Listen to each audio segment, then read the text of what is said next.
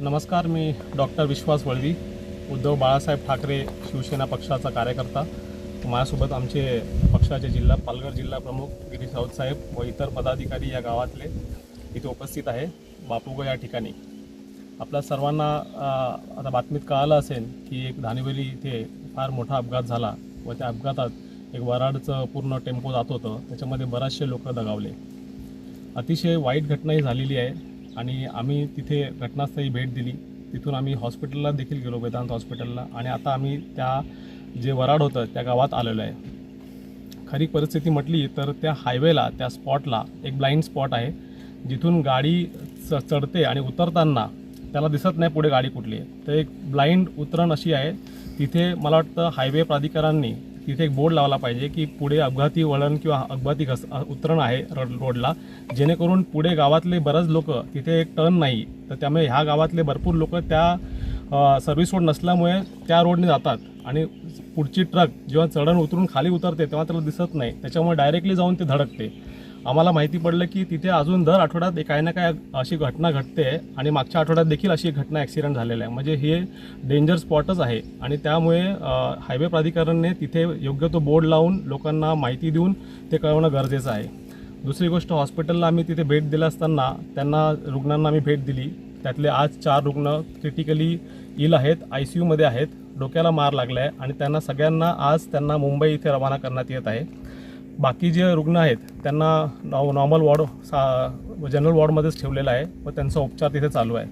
आम्ही जेव्हा इथे गावात भेट दिली तेव्हा बरेचसे लोक जे त्या टेम्पोमध्ये होते, वराडच्या टेम्पोमध्ये, त्याच्यात बऱ्याच लोकांना मुक्का मार किंवा असा शॉक बसलेला आहे आणि ते लोक एवढे, आता त्यातले काही लहान मुलं, पण आम्ही एका घरात गेलो, त्यांच्या घरातले नातेवाईक वारलेत, पण ते लहान मुलांना सांगता येत नाही कारण ते शॉकमध्ये आहे. आणि तसं जी घटना, आम्ही एका घरात गेलो तेव्हा त्या मुलींनी सांगितलं की मला मार लागला आहे पण मला काय कळत नाही आहे.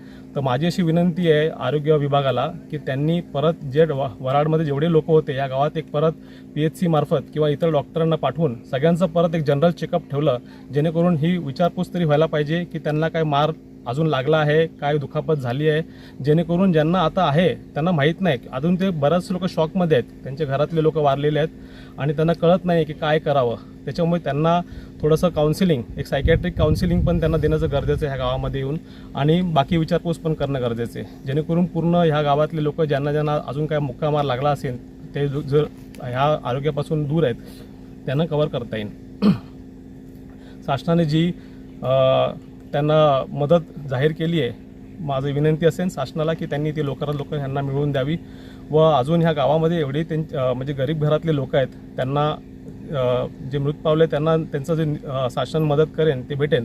पण त्याच्या व्यतिरिक्त आता जी आरोग्यासाठी जी धावपळ आहे, जे औषध घेणं आहे, जे काय त्यांचं आहे, त्यासाठी शासनाने देखील मदत पुरवावी. आता मूळ मुद्दा असा आहे की बऱ्याच वर्षापासून पालघर जिल्ह्यामध्ये एक 200 बेडचं ट्रॉमा केअर सेंटर हायवेला उभारण्याचं काम चालू आहे आणि दरवेळेस त्याचं बजेटचं पैसे नाही म्हणून शासनाचं उत्तर देऊन त्याला हे बगल मारण्यात येते. अशाच घटनांसाठी ते ट्रॉमा केअर सेंटर फार महत्त्वाचं आहे. हायवेला अशा बऱ्याचशा घटना झालेल्या आहेत.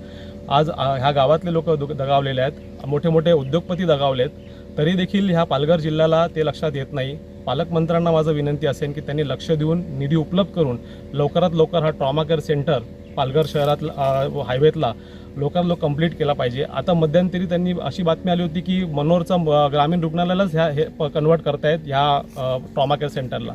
मनोर रुग्णालय अपुरं आहे, 15-20 स्टाफ आहे तिथे, त्यांना तिथेच डॉक्टर नाहीत, तर एवढा मोठा हॉस्पिटल ते कसं चालू ठेवणार. व तिथे सुपर स्पेशालिटी हॉस्पिटल, आज जसं ह्या घटनेमध्ये 4 लोकांना डोक्याला मार लागले, त्यामुळे इथे न्यूरोलॉजिस्ट किंवा न्यूरोसर्जन नाही आहे, त्याच्यामुळे त्यांना मुंबई पाठवण्यात येते. जर ही सेवा इथेच पालघरला उपलब्ध झाली असती तर ह्या पेशंट लोकांना वेळेवर आज ट्रीटमेंट दिलं असतं आणि त्यांना काही लोकांचा जीव वाचवता आला असता.